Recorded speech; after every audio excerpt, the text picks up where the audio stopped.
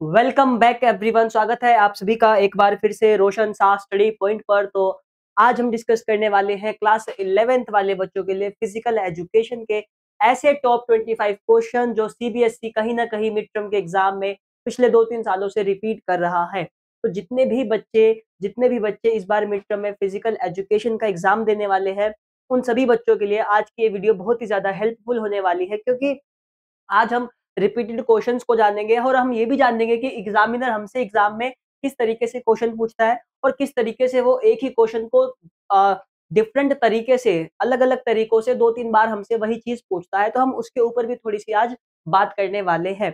शुरू करते हैं अपनी वीडियो को, जिसमें हम 25 क्वेश्चंस को करने वाले हैं मिड टर्म एग्जाम के लिए बेसिकली। और ये क्वेश्चन कहीं ना कहीं रिपीट होते आ रहे हैं, तो आप सभी को वीडियो के एंड तक जरूर बनना है, क्योंकि आप अगर ये पूरे 25 क्वेश्चंस प्रिपेयर करके जाते हो अपने एग्जाम के लिए, तो आप बहुत अच्छा फिजिकल एजुकेशन में स्कोर कर सकते हो। ठीक है, तो शुरू करते हैं आज की वीडियो, जिसमें फर्स्ट क्वेश्चन हमारा क्या कहता है।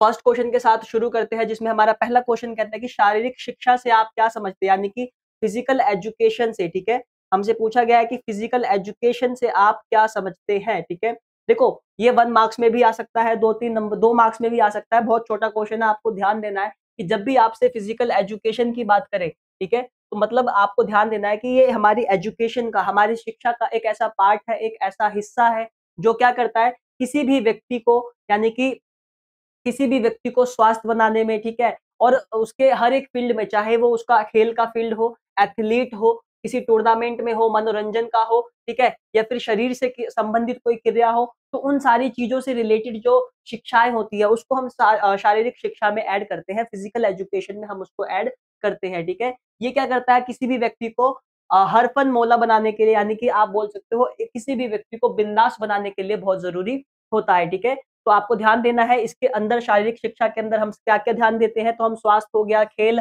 एथलीट हो गया, टूर्नामेंट, मनोरंजन, शरीर, ठीक है, और ये हमारे अंतर्निहित मांसपेशियों के लिए भी बहुत जरूरी होता है।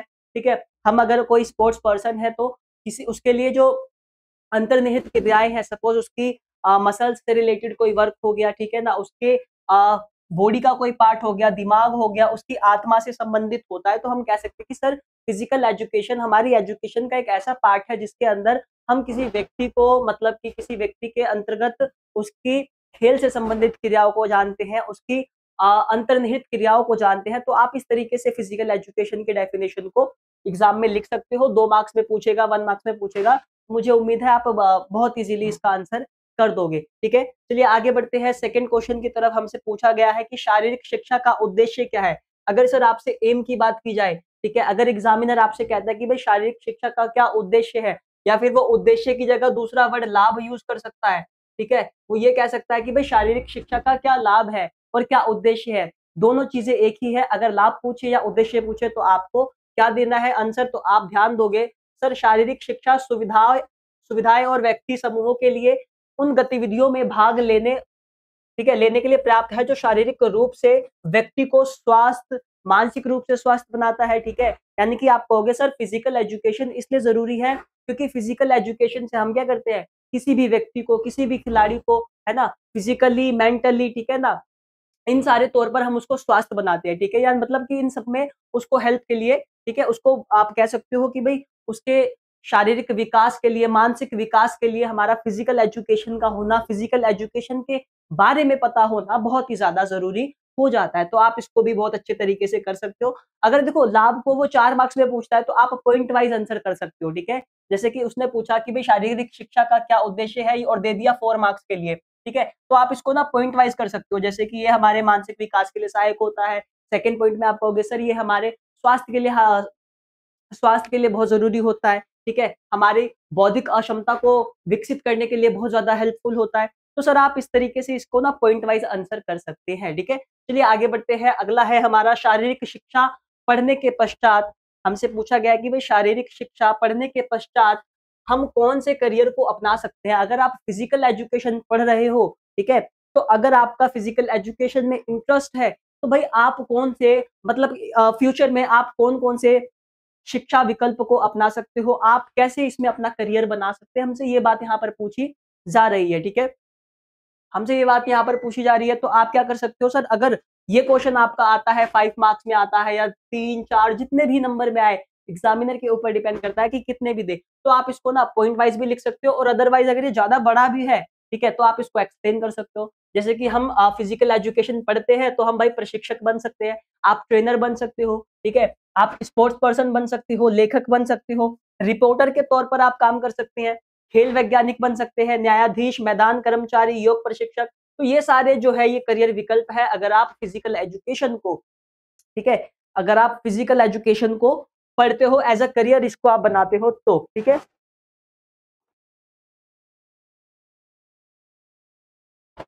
अब बढ़ते हैं हम अपने नेक्स्ट क्वेश्चन की तरफ। तो नेक्स्ट क्वेश्चन हमारा क्या कहता है, प्राचीन और आधुनिक खेलों में अंतर स्पष्ट करें। बहुत बार हमसे पूछा गया एग्जाम में, तो मैं आपको बता दूं, इसको इंपॉर्टेंट में हाईलाइट कर लेना। छोटे छोटे पॉइंट्स दिए गए हैं, आप क्या करना, जब भी आप एग्जाम में बैठो और अगर ऐसा प्रश्न आपके सामने आए, प्राचीन और आधुनिक खेलों की अगर बात करें, ठीक है, अगर आपसे प्राचीन और आधुनिक खेलों की बात करें, अगर उसमें बोला गया हो कि भाई अंतर बताइए, ठीक है, अगर आपसे अंतर की बात करें, आपसे अंतर पूछे, डिफरेंस पूछे, तो आप बॉक्स बना के, ठीक है ना, बॉक्स बना के आप आंसर करोगे। और इसमें तो पॉइंट्स दिए गए हैं, आप इसको थोड़ा बड़ा कर देना, जैसे कि आयोजन आप फर्स्ट हेडिंग डाल देना, ठीक है ना। आप कह सकते हो कि सर प्राचीन खेलों का आयोजन केवल यूनान में किया जाता था, यहाँ पर सिर्फ केवल यूनान दिया गया, तो आप उसको थोड़ा बड़ा कर देना ताकि वो आपका आंसर थोड़ा बड़ा दिखे और एग्जामिनर भी आपको पूरे पूरे मार्क्स दे दे। तो आप कहोगे सर प्राचीन खेलों की हम बात करें तो इसका आयोजन कहाँ किया गया था, तो केवल यूनान में किया गया था। उसके बाद आधुनिक की तरफ आओगे तो इसका आयोजन हमने दुनिया में हम कहीं भी इसको ऑर्गेनाइज कर सकते हैं, ठीक है। तो आधुनिक की हम बात करें तो दुनिया में कहीं भी, और प्राचीन केवल यूनान में। भागीदारी की बात करें तो केवल यूनान के लोग ही भागीदारी मतलब पार्टिसिपेट करेंगे, और आधुनिक की बात करें तो किसी भी देश का खिलाड़ी, ठीक है ना, मतलब वो कोई स्पोर्ट्स पर्सन है, कोई खिलाड़ी है, कहीं का भी हो, पूरे वर्ल्ड में वो पार्टिसिपेट कर सकता है आधुनिक खेलों में। प्राचीन में सिर्फ यूनान के लोग ही पार्टिसिपेट करते थे, ठीक है। इसका अगला आप कहोगे सर ये धार्मिक उत्सव को मतलब प्रोत्साहित या उसके आप बोल सकते हो उसके तौर पर मनाया जाता है। आधुनिक की बात करें तो विश्व शांति और विश्व विकास के लिए इसको ऑर्गेनाइज कराया जाता है, ठीक है। इसका एम होता है कि हम इस खेलों के दौरान, आधुनिक खेलों के साथ-साथ हम क्या करेंगे, विश्व में शांति को स्थापित करेंगे, हम विश्व विकास की बात करेंगे। प्राचीन की तरफ आओ तो ये 5 दिन ऑर्गेनाइज, मतलब ये जो प्रोसेस है प्राचीन खेलों का 5 दिनों का होता है, लेकिन आप कहोगे सर इसमें आधुनिक में ये 16 दिन चलता है, ठीक है। उसके बाद 4 साल में ये एक बार आयोजित किए जाते हैं प्राचीन खेल। आधुनिक की बात करें तो 4 साल में ये भी एक बार आयोजित किए जाते हैं, ठीक है। तो प्राचीन, आधुनिक 4 पॉइंट्स आप दोनों में लिखोगे, ठीक है। 4 मार्क्स में पूछेगा एग्जामिनर आपसे, तो मुझे उम्मीद है आप बहुत ईज़िली इसका आंसर कर सकते हैं, ठीक है। आगे बढ़ते हैं। नेक्स्ट है हमारा कि अंतर्राष्ट्रीय ओलंपिक समिति के मुख्य कार्य लिखिए, ठीक है। हमसे पूछा गया है अंतर्राष्ट्रीय ओलंपिक समिति के मुख्य कार्य, ये बहुत बार पूछेगा, 1 मार्क्स में भी इसकी डेफिनेशन पूछ सकता है कभी-कभी, ठीक है। इंटरनेशनल ओलंपिक कमिटी, आईओसी, ठीक है। इस तरीके से आपसे इसकी फुल फॉर्म भी पूछ सकता है एग्जामिनर 1 मार्क्स में। इसके हमें मुख्य कार्य कर बताने हैं, ठीक है। ये जो संगठन है, ये जो समिति है, इसका मेन पर्पस क्या होता है, ये क्या काम करवाता है, तो हमसे यहाँ पर ये बात यहाँ पर पूछी जा रही है, ठीक है। तो आप कहोगे सर इसके बहुत सारे कार्य होते हैं, बहुत सारे डिफरेंट डिफरेंट वर्क होता है जो ये करता है, ठीक है। पहला बॉस आप बताओ कि ओलंपिक खेलों के आयोजन स्थल का निर्माण कराना, यानी कि जो भी ओलंपिक खेल आयोजित किए जा रहे हैं, वो कहाँ पर होंगे, इसका कौन मतलब इसका आयोजन कौन करता है, तो ओलंपिक समिति, अंतर्राष्ट्रीय ओलंपिक समिति। दूसरे पे ध्यान देना कि खेल संस्थानों को बढ़ावा देना और उनकी सहायता करना, ठीक है। यानी कि जितने भी स्पोर्ट्स के ऑर्गेनाइजेशन है, ठीक है, डिफरेंट डिफरेंट ऑर्गेनाइजेशन है, तो उनको मतलब कि उनकी हेल्प करना और उनको प्रोत्साहित करना कि वो और खेलों को मतलब आगे चलकर, ठीक है, खेल कराए। खेलों में नैतिकता के साथ-साथ खेलों के माध्यम से युवाओं को शिक्षा प्रदान करना, ठीक है? यानी कि खेलों में जो मोरल होता है, मोरालिटी होती है, नैतिकता, उसको विकास करना, उसमें मतलब जितने भी हमारे स्पोर्ट्स पर्सन होते हैं, उनमें मोरालिटी की भावना, नैतिकता की भावना को विकसित करना, आप ये कहोगे। और उसके माध्यम से क्या करोगे? युवाओं के अंतर्गत, ठीक है, शिक्षा को प्रदान करना, ठीक है? यानी कि उससे संबंधित जो भी शिक्षाएँ हैं, उसको आप कहोगे सर इसमें प्रदान किया जाता है, ठीक है? खेल-कूद के साथ संस्कृति और शिक्षा को संयुक्त करने के प्रयासों को प्रोत्साहित करना, ठीक है? यानी कि आप देखोगे हमारा जो देश है अ, विविधताओं वाला देश है, हमारे पास बहुत सारे डिफरेंट कल्चर्स हैं, डिफरेंट डिफरेंट सोसाइटीज़ है, डिफरेंट डिफरेंट खेल होते हैं, हर स्टेट का आप देखोगे अलग-अलग प्रकार का एक खेल है जो कि मतलब कि उसको उस राज्य के बारे में बताता हो। तो हमारा ये क्या मोटिव रहता है, कि इसका इस समिति का एक काम ये रहता है कि भई ये खेल-कूद के माध्यम से जो संस्कृति होती है, जैसे विभिन्न देशों की विभिन्न-विभिन्न संस्कृति होती है, उनको एकजुट करना, ठीक है? तो आप 4 पॉइंट आपसे पूछेगा, आप ये पॉइंट्स लिख सकते हो। आगे बात करते हैं। आगे बात करते हैं कि कपालभाति प्राणायाम है या योगिक क्रिया है, टिप्पणी कीजिए। तो हमसे पूछा जा रहा है जो हम कपालभाति करते हैं, क्या ये प्राणायाम है या एक यौगिक क्रिया है? ठीक है? तो आप सभी को पता होगा प्राणायाम क्या होता है, एक आसन क्रिया हो गई, ठीक है? तो हमसे पूछा जा रहा है तो आप बताओगे सर कपालभाति जो है एक यौगिक क्रिया है क्योंकि ये मस्तिष्क के अग्रभाग के शुद्धिकरण के श्वास तकनीक के माध्यम से कार्य करता है। तो हमारा जो मस्तिष्क का अग्रभाग मतलब जो हमारा जो सर है वो 3 भागों में डिवाइडेड है। अग्र होता है, मध्य होता है, एक पश्च भाग होता है। तो ये हमारे अग्रभाग के लिए, ठीक है? तो अग्रभाग के लिए क्या करता है ये? उसके शुद्धिकरण के लिए श्वास की जो तकनीक होती है, जैसे हम साँस लेते हैं, ठीक है? उस तकनीक के माध्यम से ये कार्य करता है, यानी कि श्वास की तकनीक के माध्यम से हमारा जो मस्तिष्क का अग्रभाग है, ये वाला हिस्सा है, इसके शुद्धिकरण की प्रक्रिया को, ठीक है? तो ये करता है। तो हम कह सकते हैं कि सर ये एक यौगिक क्रिया है, प्राणायाम नहीं है, ठीक है? समाधि ध्यान के लिए पहले क्या पूर्व प्रेषित है? हमसे अगला प्रश्न पूछता है कि समाधि ध्यान के लिए, ठीक है? समाधि बोल सकते हो या आप ध्यान कह सकते हो, तो इसके लिए पहले क्या पूर्व प्रेषित है? तो आप कहोगे सर यम नियम को समाधि ध्यान के लिए पहला पूर्व परीक्षित माना गया है ना? यम नियम इसको हम करेंगे जिससे यह मन में अहिंसा, सत्य, असत्य, ब्रह्मचर्य, अपिग्रह शामिल होता है। ये इमेज भी देख सकते हो आप, ठीक है? तो ये हमसे अगला क्वेश्चन पूछ रहा था। नेक्स्ट की बात करते हैं योग का महत्व, ठीक है? हम लोग योग करते हैं अपने डेली रूटीन के लाइफ में, बहुत सारे लोग अभी भी करते हैं, पहले भी करते आ रहे थे। हमसे पूछा जा रहा है कि योग के महत्व को समझाइए, ठीक है? हमसे क्या पूछा जा रहा है? योग के महत्व को, ठीक है? अगर हम योग करते हैं तो भई इसका महत्व क्या है? या फिर इसके हम बोल सकते हैं सर इसका लाभ क्या है? ठीक है? कोई व्यक्ति योग करता है तो उसका क्या-क्या बेनिफिट्स है, ठीक है? उसके लाभ की हम बात करेंगे, उसके महत्व की बात करेंगे, ठीक है? तो आपसे अगर ये क्वेश्चन पूछे, इसको भी इम्पोर्टेंट में हाइलाइट कर लेना क्योंकि बहुत बार एग्ज़ाम में पूछा गया है, हो सकता है इस बार भी हमसे पूछा जाए। तो आप कहोगे सर योग के शारीरिक और मानसिक व्यायाम होते हैं जिसमें हमारे शरीर को लाभ होता है, योग के निम्नलिखित महत्व है। अगर देखो कोई भी क्वेश्चन हो, पूछता है कि भई इसकी डेफिनिशन क्या है? तो आप उसकी पहले तो उसकी डेफिनिशन दोगे और उसके महत्व को बताओगे, ठीक है? सपोज़ करो यहाँ पे तो हमसे योग का महत्व पूछा है, तो हम क्या करेंगे? हम पहले योग की डेफिनिशन को देंगे कि भई योग हमारा संस्कृत के युज शब्द से बना है, ठीक है? हम इस तरीके से अपने आंसर को शुरू करेंगे। उसके बाद हम योग के महत्व को बताएँगे। तो हमसे योग के महत्व के बारे में पूछा गया, तो योग की डेफिनिशन आप दोगे। उसके बाद कहोगे सर योग से हमें बहुत सारे लाभ होते हैं, बहुत सारे इसके महत्व हैं, जो कि कुछ इस प्रकार है, ठीक है? ये लाइन्स लिखोगे, योग द्वारा हमारा शरीर तंदुरुस्त रहता है, ठीक है? हम फिट रहते हैं, हृदय और फेफड़ों की कार्यक्षमता में वृद्धि आती है ना? हमारा जो हार्ट होता है और जो हमारा लंग्स होता है, ठीक है? तो उनकी जो कार्यक्षमता है, ठीक है ना? उनकी कार्यकुशलता, कार्यक्षमता उसमें हमें वृद्धि होती है, ठीक है? नियमित अभ्यास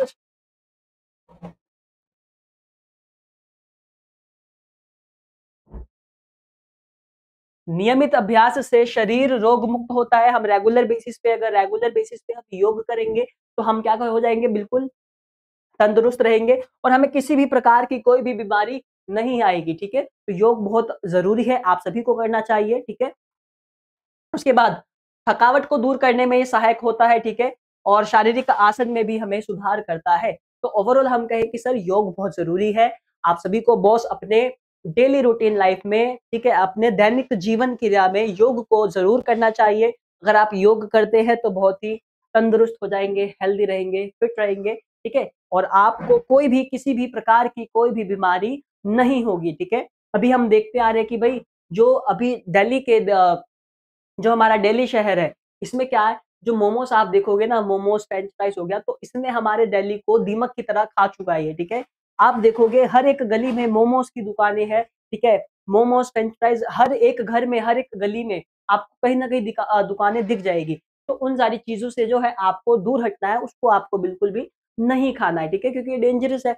अब भई ये लड़कियों को कौन समझाए, लड़कियाँ बहुत ठूँसती रहती है वो तो, ठीक है? उनको भई डेली डेली छोड़ो, अगर उनको आप ब्रेकफ़ास्ट में, डिनर में, ठीक है, या फिर लंच में भी मोमोज़ दोगे ना, तो वो हँसते-हँसते खा जाएँगी। लेकिन उनको इसका जो है इसके जो वो है, क्या नाम है, दुष्परिणाम है, वो उनको नहीं पता है, ठीक है? तो इन सारी चीज़ों से आपको थोड़ा दूर होना है ना? और आपको हेल्दी चीज़ों के ऊपर थोड़ा फ़ोकस करना है। आप लोग सैलेड खा सकते हो, ठीक है? आप फ्रूट्स खा सकते हो, जूस वगैरह पी सकते हो। तो ये सारी चीज़ें आपको अपनानी है अपने दैनिक जीवन में, और इन सारी चीजों को, योग को भी बहुत महत्व देना है ताकि आप हेल्दी रह सको और आप बहुत लंबे समय तक जी सको।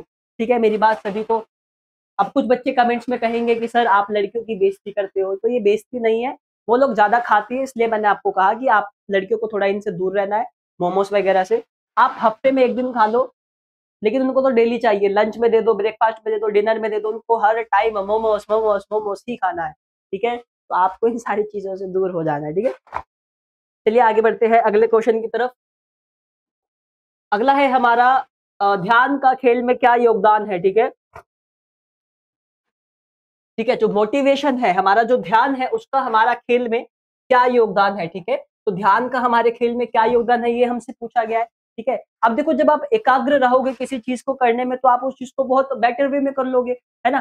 सपोज, तो वही हमसे पूछा गया है कि जब हम ध्यान का जो खेल के अंदर बहुत ज्यादा महत्वपूर्ण चीज है, ये बहुत इसके योगदान भी है। ध्यान लगाने से हमारा एकाग्रता बढ़ती है। ठीक है, यानी कि हम जो है पूरी कंसिस्टेंसी के साथ उस काम को करते हैं। सपोज मैं अभी आपको पढ़ा रहा हूँ, तो मेरा सारा ध्यान किस तरफ है, आपके क्वेश्चंस की तरफ है, और मेरा ये प्रयास है कि मैं हर एक क्वेश्चन को बहुत अच्छे तरीके से डीपली आपको समझा सकूं। ठीक है, तो मैंने क्या करा है, अभी अपने ध्यान को, ठीक है, बाहरी चीजों से बिल्कुल दूर कर दिया है। ठीक है ना, किसी का मैसेज आ रहा होगा व्हाट्सएप पे, इंस्टाग्राम के किसी का मैसेज आ रहा होगा, लेकिन मुझे उससे कोई मतलब नहीं है, क्योंकि मेरा जो ध्यान है अभी आप लोगों के टॉपिक की तरफ है ना। तो इस तरीके से आपको भी अपने एग्जाम में अपना ध्यान केंद्रित करना है और सारे क्वेश्चंस को वन बाय वन करके बहुत अच्छे तरीके से आपको प्रिपेयर करना है। ठीक है, तो ध्यान से हम क्या करते हैं, हमारी जो एकाग्रता की क्षमता है, हम उसको बिल्डअप करते हैं। ठीक है, ध्यान लगाने से हमारे शरीर को क्या मिलता है, आराम मिलता है। ठीक है ना, आप टेंशन मुक्त हो जाते हो। ध्यान लगाने से तनाव दूर होता है, यानी कि हमारी जो एंग्जाइटी है, हमारा जो स्ट्रेस है, कहोगे सर आप, वो हमारा दूर हो जाता है। ठीक है, ध्यान लगाने से तंत्रिका क्रिया क्षमता में सुधार होता है। ठीक है, और हम अपने गुस्से पर भी काबू पा लेते हैं। लड़कियों को बहुत ज्यादा गुस्सा आता है, तो लड़कियां क्या कर सकती है, वो ध्यान लगा सकती है। ठीक है, ध्यान लगाने से क्या होगा, उनको गुस्सा कम आएगा। ठीक है, तो अब फिर सब कमेंट में कहेंगे कि सर फिर लड़कियों की बेइज्जती कर रहे हैं, तो ऐसा नहीं है, ये मैं उनके बेनिफिट के लिए, क्योंकि देखो जो लड़के होते हैं कूल माइंडेड होते हैं। ठीक है, आप MS धोनी को देख लो, कूल माइंडेड बंदा है वो। ठीक है ना, तो ऐसे बहुत सारे लोग हैं जो लड़कों को गुस्सा आता ही नहीं है, गुस्सा आएगा भी तो वो अपने दोस्तों के साथ गाली वाली देकर अपना जितना भी गुस्सा है वो दूर कर लेते हैं। लेकिन लड़कियों को जब गुस्सा आता है तो ऐसा लगता है थर्ड वर्ल्ड वार हो जाएगा। ठीक है, तो इससे आपको ध्यान देना है। ठीक है, ध्यान के बारे में अगला बढ़ते हैं। योग निद्रा की विस्तृत रूप से अभ्यास करे या ध्यान को बढ़ावा देने के लिए व्याख्या करे। ठीक है, यानी कि हमसे पूछा गया है कि भाई, हमसे पूछता है कि भाई जो योग निद्रा होती है, ठीक है, योग निद्रा को हमें विस्तृत रूप से, यानी कि बहुत ही ब्रीफली रूप से एक्सप्लेन करना है, और साथ ही साथ ध्यान को बढ़ाने के लिए हम क्या कर सकते हैं। ठीक है, अगर आप मोटिवेशन नहीं कर पा रहे हो, ठीक है, आप ध्यान नहीं लगा पा रहे हो, तो आप क्या कर सकते हो, है ना। एक ही चीज को हमसे दो तरीकों से पूछा गया है। देखो, योग निद्रा का क्या अर्थ होता है, आध्यात्मिक नींद। ठीक है ना, आध्यात्मिक नींद। उसके बाद योग निद्रा के लाभ में बहुत सारी चीजें शामिल होती है, जैसे कि दिन भर तरोताजा रहना। ठीक है, मतलब दिन भर क्या है रहना, बिल्कुल ही फिट रहना। ठीक है, बिल्कुल एनर्जेटिक रहना। साथ ही साथ शरीर या मस्तिष्क का स्वस्थ रहना। ठीक है, हमारी बॉडी का, हमारे माइंड का, हमारे मस्तिष्क का बिल्कुल स्वस्थ और फिट रहना। थकान, तनाव, अवसाद को ये दूर करता है। अगर आप योग निद्रा करते हो तो आपका जो एंग्जाइटी, मतलब आप ये समझ लो, मेन बात क्या है कि भाई योग निद्रा करने से आप तनाव मुक्त रहेंगे, आप गुस्से से दूर रहेंगे, आप स्ट्रेस से दूर रहेंगे। ये सारी चीजें आप कर सकते हैं। ठीक है, चलिए आगे बढ़ते हैं। अगला है हमारा अक्षमता और विकार की विभिन्नताएं बताएं, यानी कि डिसऑर्डर आपने सुना होगा अपनी लाइफ में, डिसऑर्डर वर्ड सुना होगा। ठीक है ना, डिसएबिलिटी वर्ड सुना होगा। तो डिसऑर्डर और डिसएबिलिटी, ठीक है, डिसऑर्डर और डिसएबिलिटी, इसकी विभिन्नताएं। ठीक है, हमसे पूछा गया भाई इसकी विभिन्नताएं बताइए। ठीक है ना, डिफरेंस क्या क्या है, यानी कि अक्षमता में और विकार में क्या डिफरेंस है। तो अक्षमता यानी कि आपको वर्ड से ही पता चल रहा है कि किसी चीज को ना करने की क्षमता। ठीक है ना, अक्षमता। ठीक है, तो वो क्रिया होती है जिसमें व्यक्ति क्या करता है, मतलब दूसरे लोगों की तुलना में किसी न किसी कार्य को करने में वो पीछे रह जाता है। ठीक है, सपोज मैं ठीक प्रकार से चल पा रहा हूँ और वही दूसरी ओर कोई व्यक्ति है जो मेरी तरह ठीक प्रकार से चल नहीं पा रहा है, वो चलने में उसको परेशानी या कठिनाइयां आ रही है, तो वो कहीं ना कहीं अक्षमता से पीड़ित है। ठीक है, तो ये आपको ध्यान रखना है अक्षमता के बारे में कि एक ऐसी क्रिया होती है जिसमें व्यक्ति किसी न किसी कार्य को करने में दूसरे व्यक्ति की तुलना में वो कहीं न कहीं पीछे रह जाता है, ठीक है? तो ये आपको ध्यान देना है, ये शारीरिक, संज्ञात्मक तथा बौद्धिक हो सकता है, ठीक है? तो ये अपना जो है शारीरिक, संज्ञात्मक या फिर मेंटालिटी पे भी डिपेंड करता है। ये व्यक्तित्व यह व्यक्तित्व में जन्म तथा जीवन काल में कभी भी हो सकता है, ठीक है? तो ये कभी भी आपके लाइफ में हो सकता है, या तो आपके जब आप जन्म लेते हो तब से भी हो सकता है, या फिर आप अभी बिल्कुल ठीक है और अचानक से आपको कुछ हो जाए, तो इस तरीके से भी ये हो सकता है, ठीक है? तो ये सारी चीज़ें डिपेंड करती है आपके खान-पान पे, ठीक है? कि आपने बचपन में किस प्रकार का खाना खाया है, सही प्रकार की दवाई, पोलियो का दवाई लिया है या नहीं लिया है, तो इस तरीके से आपको ये करना है। विकार की बात करते हैं, डिसऑर्डर की बात करते हैं, तो कोई भी रुकावट अथवा विघटन जिसके द्वारा व्यक्ति को अपनी दैनिक जीवन से संबंधित क्रियाएँ हो गई, ठीक है? दैनिक जीवन से संबंधित क्रियाएँ क्या? ठीक है, तो लोगों से बात करना, चलना, खेलना, कूदना, ये सारी क्रियाएँ हो गई। उसको करने में जब मुश्किल आती है, तो दैनिक क्रियाओं को सही प्रकार से वो नहीं कर पाता, तो हम उसको कहते हैं विकार, ठीक है? हम उसको कहते हैं डिसऑर्डर, ठीक है? ये सामान्यतः तंत्रिका तंत्र से संबंधित होता है। कोई भी विकार शुरू में साधारण समस्या जैसा प्रतीत होता है, लेकिन बाद में बहुत ज़्यादा बड़ा हो जाता है। विकार बाद हाँ भैया।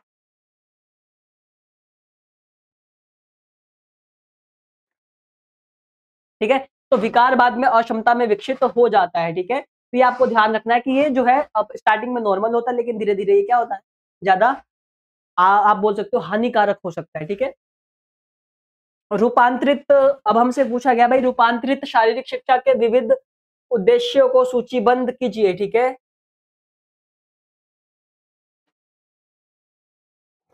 इसमें आप क्या कहोगे इसके निम्नलिखित उद्देश्य जैसा कि शारीरिक शिक्षा की सेवाएँ प्रदान करना।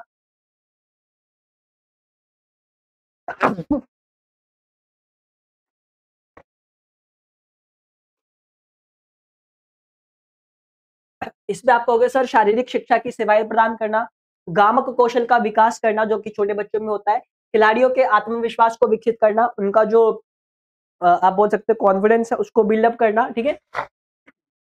खेलों में सक्रिय भागीदारी में वृद्धि करना, ठीक है? तो ये आप पॉइंट्स इसमें मेंशन कर सकते हैं।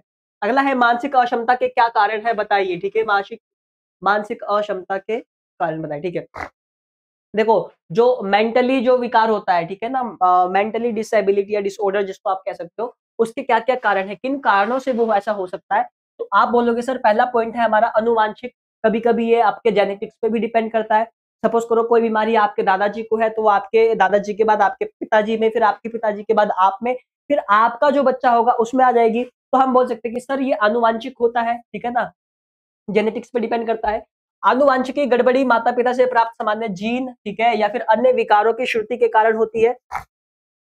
इस बच्चे के विकास में गर्भावस्था काल में असर पड़ता है, ठीक है? तो ये कहाँ से असर पड़ना शुरू होगा जब वो बच्चा गर्भावस्था में रहेगा, जब वो बच्चा अपने गर्भ में रहेगा, ठीक है? अपनी माँ के गर्भ में रहेगा, तब से ही वो उसके जो लक्षण होते हैं वहाँ से वो स्टार्ट हो जाते हैं। सिंड्रोम एक्स मानसिक विकलांगता आनुवांशिकी गड़बड़ी के कारण ही होती है, ठीक है? तो ये आप ऐड कर देना अपनी तरफ से। नेक्स्ट है शारीरिक अक्षमता क्या होती है और इसके क्या कारण है, ठीक है? ये हम ऑलरेडी डिस्कस कर चुके हैं। अच्छा, देखो शारीरिक विकलांगता का तात्पर्य है यहाँ पे आप विकलांगता कर सकते हो, ठीक है?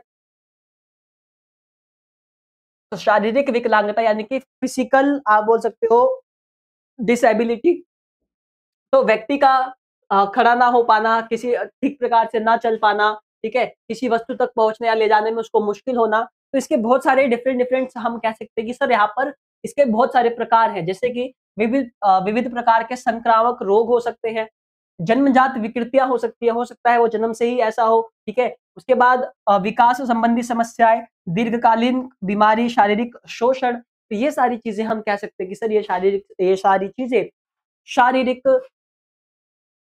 अक्षमता के प्रकार है, ठीक है? स्वास्थ्य का महत्व बताएँ हमसे पूछा जा रहा है कि भाई हेल्थ का क्या महत्व है, ठीक है? तो स्वास्थ्य का क्या महत्व होगा? आप सभी इसको बहुत अच्छे तरीके से कर दोगे। भाई स्वास्थ्य का मतलब है दीर्घायु होना, स्वास्थ्य का मतलब क्या है? दीर्घायु होना, ठीक है? मानसिक स्वास्थ्य में सुधार करना, रोगों से बचाव, एक उत्पादक जीवन जीने में मदद करना, स्वास्थ्य पर होने वाले खर्चे को कम करना, ठीक है? तो ये सारी स्वास्थ्य से रिलेटेड चीज़ें हैं जो आपको ऐड करनी है। इसके लाभ पूछेगा तो आप इसको ऐड कर सकते हो। सुयोग्यता, स्वास्थ्य और शारीरिक पुष्टि को प्रभावित बताने वाले कारक बताइए, ठीक है? यानी कि सुयोग्यता हम कह सकते हैं या फिर हम कह सकते हैं सर शारीरिक पुष्टि। तो इनको जो है प्रभावित कौन-कौन से कारक ऐसे हैं जो कि प्रभावित करते हैं? तो हम कहेंगे सर नियमित व्यायाम। क्या? तो नियमित व्यायाम शारीरिक पुष्टि सुयोग्यता का सबसे बड़ा अधिक प्रभावित करता है, क्योंकि यह यदि जो आप व्यायाम है, ठीक है, जो एक्सरसाइज है, अगर आप वो नियमित तौर पर करो, अगर आप डेली बेसिस पे एक्सरसाइज करो, तो क्या होगा? शारीरिक सुयोग्यता में ये हमारे सुधार ला सकता है, ठीक है।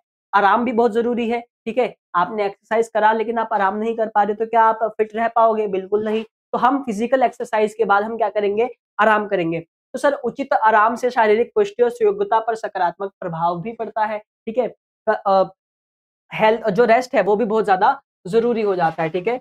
अगला है सुयोग्यता को स्पष्ट कीजिए। तो सुयोग्यता होती क्या है? तो शारीरिक और मानसिक रूप से स्वस्थ होने की दशा को हम लोग सुयोग्यता कहते हैं, यानी कि फिजिकली, ठीक है ना, फिजिकली और मेंटली रूप से जो व्यक्ति स्वस्थ है उसको हम क्या कहेंगे? सुयोग्यता का कहते हैं, ठीक है। या फिर आप कह सकते हो सुयोग्यता एक व्यक्ति की वह योग्यता है जिसके द्वारा वह संतुलित जीवन जीने में, संतुलित जीवन यापन करने में क्या है? बिल्कुल स्वस्थ है, बिल्कुल फिट है। तो ये भी आप कर सकते हैं, ठीक है। शारीरिक पुष्टि के 2 घटक हमसे पूछा गया है, अगला क्वेश्चन, है ना? हमसे 2 पूछा है, हम 4 बताएँगे सर। पहला हो जाएगा शक्ति, रफ्तार, धैर्य, लचीलापन, चाल में संबंधित योग्यता। तो शारीरिक सुयोग्यता के 2 घटक कौन-कौन से थे? तो हमने कहा सर हमारी पावर हो जाएगी, हमारा स्पीड, हमारा धैर्य, हमारा फ्लेक्सिबिलिटी, लचीलापन, ठीक है? ये सारी चीज़ें आप मेंशन करोगे। योग्यता को बढ़ावा देने के लिए कौन-कौन से पारंपरिक और क्षेत्रीय खेल है, ठीक है? यानी कि योग्यता को अगर हमें बढ़ावा देना है, ठीक है? तो हमारे पास कौन-कौन से पारंपरिक खेल हैं और कौन-कौन से ऐसे खेल हैं जो कि क्षेत्रीय है। तो सर पारंपरिक खेल की बात करें, पारंपरिक, ठीक है? तो हम कहेंगे सर इसमें हम कहेंगे कबड्डी, मुक्केबाजी, घोड़े की सवारी यानी कि जो घुड़सवारी दौड़ होती है वो, और आप कहोगे सर कुश्ती, ठीक है? तो ये हमारे पारंपरिक खेल हो गए, ठीक है? इसको हमने क्या कहा? इसको हमने कहा सर पारंपरिक खेल। इसको हमने पारंपरिक खेल कहा। क्षेत्रीय खेल की बात करें तो सर कुश्ती, खो-खो, कबड्डी, रग्बी, तो ये सारे हमारे कौन से हैं? ये सारे हमारे हो जाएँगे क्षेत्रीय खेल, ठीक है? ये सारे हमारे कौन से खेल हो जाएँगे? क्षेत्रीय खेल। इस तरीके से आप इसको याद कर सकते हैं। पारंपरिक खेलों से आप क्या समझते हैं? अब तो डेफिनेशन की भी बात हो गई। हमसे डेफिनेशन अब पूछ लिया कि भाई पारंपरिक जो खेल है, इनसे आप क्या समझते हो? What do you mean by पारंपरिक खेल? हिंग्लिश हो गया ये, हिंग्लिश, आधा इंग्लिश, आधा हिंदी, ठीक है? तो आपको ध्यान देना है कि पारंपरिक खेल क्या है? भारत के खेल की संस्कृति विरासत पे है। यह खेल ऐसे विशिष्ट अधिकारी प्रदान करते हैं जो आमतौर पर मुख्य धारा के खेल में नहीं होते। इनका मुख्य भागीदारी प्रति केंद्रित होता है जो कि सभी गतिविधियों माध्यम से सात्विक अनुभव देते हैं। तो ऐसे खेल है जो कि कोई अ, विशिष्ट अधिकारी द्वारा मतलब प्रदान किए जाते हैं, ठीक है? उसके बाद योग जो है व्यक्तिगत शक्ति को बढ़ाने में किस प्रकार योगदान देता है ना? तो अगर हम योग करते हैं तो ये किस प्रकार हमारे पास इंडिविजुअली हमारी पावर को बिल्ड करने में सहायता करता है। तो आप कहोगे सर सकारात्मक भावनाओं के विकास के लिए योग जो है बहुत ज़रूरी है। पॉजिटिव अप्रोच के लिए आप क्या कह सकते हो सर? हमारे अंदर पॉजिटिविटी को इंक्रीज़ करने के लिए योग जो है बहुत ज़रूरी है, बहुत हेल्पफुल है। यह भावनात्मक संतुलन को बढ़ावा देते हैं और भावनात्मक नियमों में ये क्या करते हैं? सहायता भी प्रदान करते हैं, हम ये कहेंगे, ठीक है? उसके बाद नेक्स्ट क्वेश्चन की बात करते हैं, तनाव को कम करने के लिए योग की क्या भूमिका है? हम किन-किन साधनों से, किन-किन माध्यमों और किस-किस की सहायता से हम क्या कर सकते हैं? तनाव को कम कर सकते हैं, हमसे यहाँ पे ये पूछा जा रहा है। तो देखो अ योग जो है तनाव और चिंता को कम करने में मदद करते हैं। योग से आप क्या कर सकते हो? आप अपनी सेहत को ओवरऑल ओवरऑल अगर मैं आपको बताऊँ, तो योग से क्या होता है, हम योग करते हैं, विभिन्न प्रकार के आसनों को करते हैं, ठीक है ना? और ध्यान लगाते हैं, तो जिससे हमारा तनाव दूर होता है, हम चिंता रहित हो जाते हैं, चिंता मुक्त हो जाते हैं। हम बहुत प्रकार से हम क्या बोल सकते हो आप कि ओवरऑल हमारे बॉडी को बिल्ड अप करने में बहुत ज़्यादा महत्वपूर्ण होता है। अगला है योग की आधुनिक अवधारणा क्या है? तो आधुनिक योग में विभिन्न लक्षणों को एक साथ तकनीकों की एक विशिष्ट श्रृंखला में शामिल किया गया था, जिसमें हमने कहा सर तंत्रिक और भक्ति अभ्यास, हठ योग से प्राप्त शारीरिक मुद्राएँ और है ना? हिंदू राष्ट्र निर्माण की रणनीतियाँ हैं, इसमें विभिन्न रूपों में वेदों से उत्पन्न योग दर्शन भी शामिल है, ठीक है? तो आधुनिक अवधारणा में आ सकता है, ये आपको ध्यान रखना है 1 मार्क्स या 2 मार्क्स में ये योग की जो आधुनिक अवधारणा है वो आ सकता है, ठीक है? अगला है प्राचीन ओलंपिक खेल के बारे में लिखिए, तो आपको ध्यान देना है सर प्राचीन ओलंपिक खेल जो है, ठीक है। प्राचीन ओलंपिक खेल जो है 776 ईसा पूर्व में शुरू किए गए थे और 394 इसमें क्या है देखो 776 ईसा पूर्व में शुरू हुई थी या फिर आप 394 एडी, ठीक है, मुख्य रोमन राजा थियोडोसिस के द्वारा बंद किए गए थे, ठीक है। खेलों में धार्मिक मूल्य ज्यादा थे, जैसे कि युद्ध ओलंपिक खेलों के दौरान रुक जाते थे। हाँ, धार्मिक मूल्यों की बात यहाँ पे की गई है कि भाई उस टाइम पे जो धार्मिक के जो मूल्य थे वो ज्यादा थे। युद्ध के टाइम पे ओलंपिक खेलों के दौरान मतलब रोक दिए जाते थे, सिर्फ यूनानी ही प्राचीन ओलंपिक खेलों में भाग ले सकते थे, ठीक है। मतलब बाहर से कोई भी इसमें पार्टिसिपेट नहीं कर सकता था, ठीक है। अगला है भारतीय ओलंपिक संघ का वर्णन कीजिए। ओलंपिक संघ के बारे में हमसे यहाँ पे पूछा गया है, ठीक है। तो आप बता सकते हो कि सर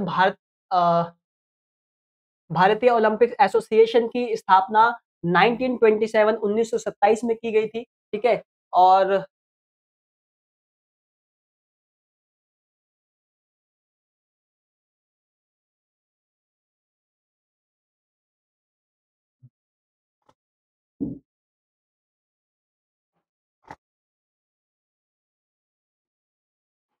ठीक है, तो ये थोड़ा मिसप्रिंट दिया गया तो इस क्वेश्चन को हम अभी पूरा नहीं करेंगे, है ना। इसको आप लोग कहीं से भी बुक से अपने पढ़ लेना, ठीक है। तो मैं उम्मीद करता हूँ आप सभी को जो है सारे क्वेश्चंस जो बहुत अच्छे तरीके से समझ में आ गए होंगे, है ना। और आप सभी को एग्जाम के लिए बेस्ट ऑफ लक, और स्पेशली आप इस वीडियो को अपने दोस्तों में ज्यादा से ज्यादा शेयर करिए, ठीक है। और अपने दोस्तों में ज़्यादा से ज़्यादा शेयर करिए और इस वीडियो पे कमेंट्स बहुत ज़्यादा करिए, ठीक है। जिन चीज़ों को मैंने आपको दूर रखने को कहा है, स्पेशली लड़कियों को, तो वो चीज़ें ना करें, ठीक है। और बहुत अच्छे तरीके से एग्जाम को दे, अपने दोस्तों को भी।